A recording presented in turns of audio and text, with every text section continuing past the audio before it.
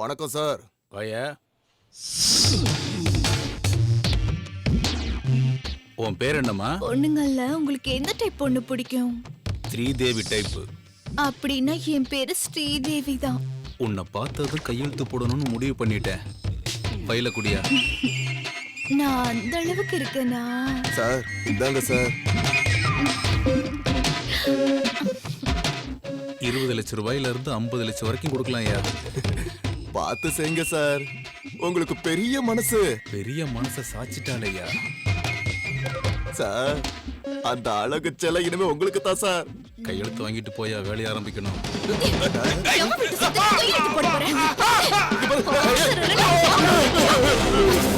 ஏன் ஏதாவது தப்பா நடந்துட்டானா? நடந்திருந்தானா கொன்னு இருப்பேன். ஏன் கண் முன்னாடியே கவர்மெண்ட் சொத்துல இவன் வீட்டு சொத்து மாதிரி கையெழுத்து போட போனா என்னால தாங்கவே முடியல. போட்ட ஒரு போடு. ஏண்டா பொண்ண பார்த்ததும் கவர்மெண்ட்டே விக்க பாத்தியா? வாடா வெளிய.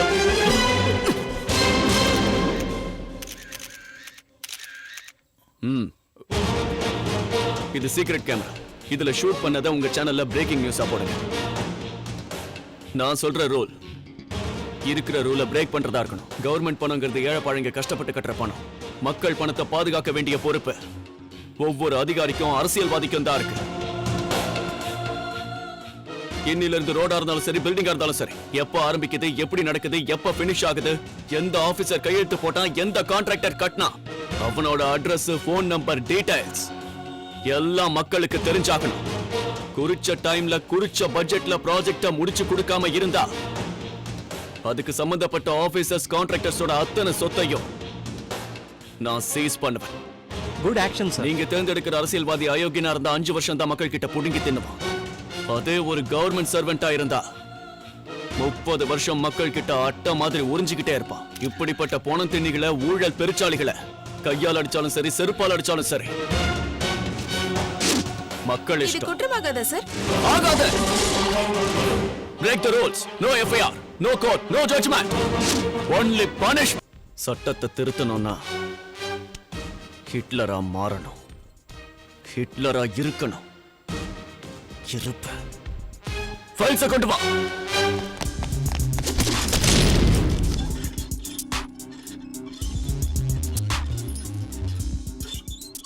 சார், நீங்க ஆர்டர் கொடுத்தா இந்த தூசு மட்டும் இல்ல, இந்த ஃபைல் இருக்கிற ரவுடிகளையும் தூசு தட்டுவேன் சார். என்ன பண்ணுவ?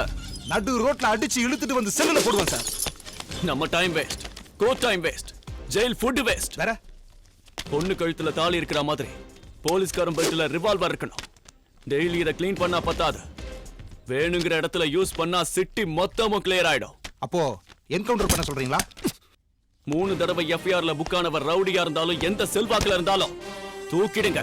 இதுக்கு முன்னாடி நீங்க ஷூட் பண்ணிருந்தீங்கன்னா எதுக்கு பண்ணீங்கன்னு புல்லட்ட கணக்கு காமிக்கணும். இனி நீங்க ஷூட் பண்ணலன்னா ஏன் பண்ணலன்னு எனக்கு காரணம் சொல்லி ஆகணும். சார், டெய்லி இந்த துப்பாக்கியை தொடப்பேன் சார். இதனால எந்த பிரயோஜனமும் இல்லையேன்னு கவலைப்பட்டுக்கிட்டே இருப்பேன் சார். நான் ரிட்டையர் ஆகிறதுக்குள்ள ஒரு தடவையாவது இதை பயன்படுத்துற சான்ஸ் வராதான்னு ஏங்கணும் சார். சார், நாளைக்கு நான் ரிட்டையர் ஆக போறேன் சார். போதும் சார், இன்னைக்கு ஒரு நாள் நான் போலீஸ்காரனா வாழ்ந்துட்டேன் சார். தப்பா ஏதாவது பேசிட்டேனா சார்? எங்க அப்பாவை ஞாபகப்படுத்திட்டீங்க.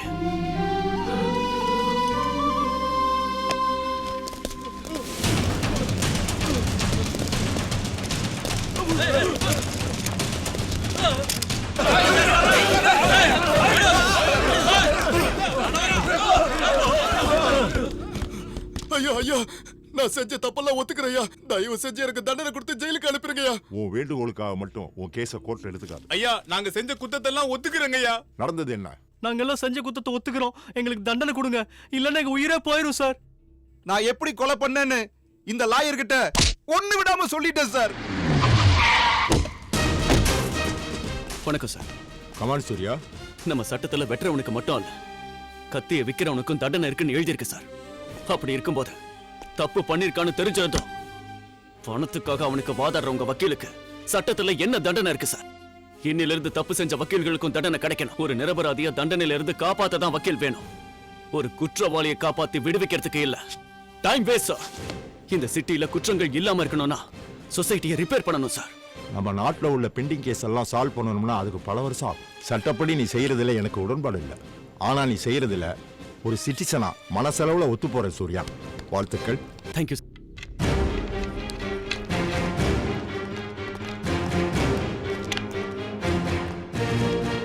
Welcome officers. சார், சின்ன வயசுல கருப்பு பணங்கிறத ஏதோ கருப்பு கலர்ல இருக்கும்னு நினைச்சுக்கிட்டு இருந்தேன். அந்த விஷயத்தை இப்ப நினைச்சாலும் சிரிப்பு வரும். உங்களை பார்த்தாலும் சிரிப்பு தான் வருது. உங்களுக்காக கவர்மெண்ட் சம்பளங்கிற பேர்ல மாசம் நிறைய செலவு பண்ணுது. என்னைக்காவது கருப்பு பணத்தை பிடிச்சிருக்கீங்களா? என்ன பண்றீங்க? அட்டாக் பண்ணிட்டு தான் சார் இருக்கோம். பினாமிங்கிற அவலம் சட்டத்துல ஓட்ட இருக்கிற வரைக்கும் இருக்கும். அந்த ஆண்டவனை இறங்கி வந்தாலும் இந்த அவலத்தை தடுக்க முடியாது சார். இது சத்தியம் சார். அப்படி ஒரு டிபார்ட்மெண்ட் இங்க தேவையே இல்லையே. ஆமா, சிட்டில கருப்பு பணம் முதல்ல எத்தனை பேர் இருக்காங்கன்ற அந்த இன்ஃபர்மேஷன் உங்களுக்கு தெரியுமா? எல்லாம் தெரியும் சார். அரசியல்வாதிங்க தடுக்கறாங்களே.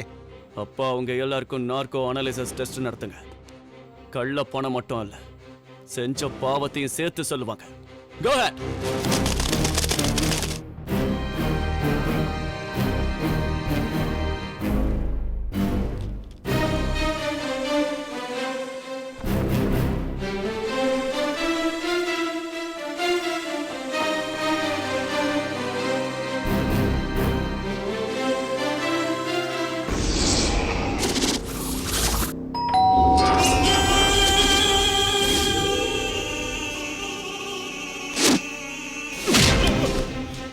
கள்ளச்சாராயத்துல ஆரம்பிச்ச உன் வாழ்க்கை கலப்பட விதையிலையும் கலப்பட உரத்திலையும் டெவலப் ஆச்சு. கலப்படத்துல ஏழை பாழைங்க உயிரை பணைய வச்ச ஸ்விஸ் பேங்க்ல பணம் போடுற அளவுக்கு வளர்ந்து நிக்கிற.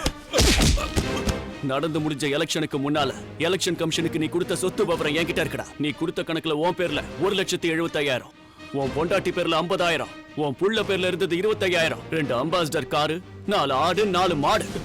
நீ சொல்லிருக்கிறது அத்தனையும் பொய் தான் எல்லா மக்களுக்கும் தெரியும். சிட்டில 25 கோடியில 2 வீடு, சிட்டி அவுட்டர்ல 1000 ஏக்கர் நிலம், 5 ஆடி கார், 500 கிலோல 24 கேரட் தங்கம். இதெல்லாம் பொதுமக்கள் கிட்ட இருந்து கொள்ளையடிச்சதானே?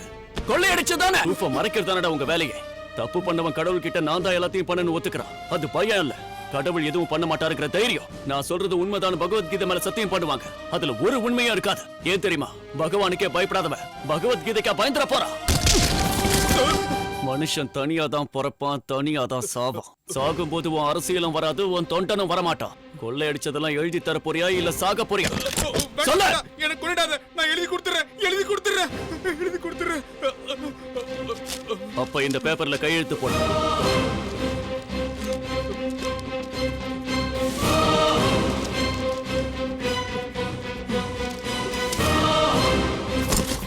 கங்கையில குளிச்சு எந்திரி, உன்னோட பாவம் போயிடும். நீ கும்பிடுற குலதெய்வத்தை வேண்டிக்கோ, உன்னை மன்னிச்சிடுமா. ஆனா நான் மன்னிக்க மாட்டேன். சட்டமே கரப்ஷனில் ஈடுபடும் போது சாதாரண மக்களுடைய கதி என்ன?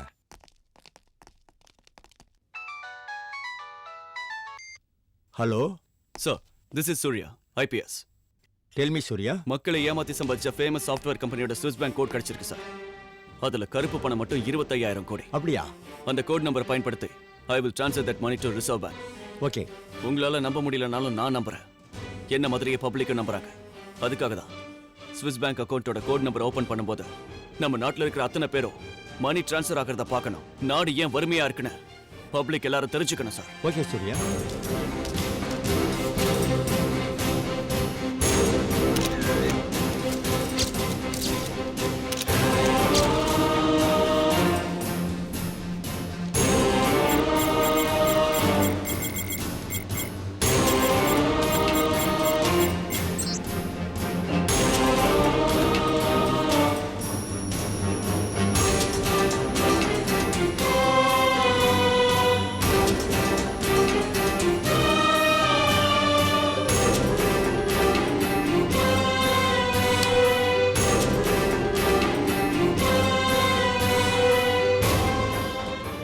எல்லாம் நம்ம நாட்டு பணம்.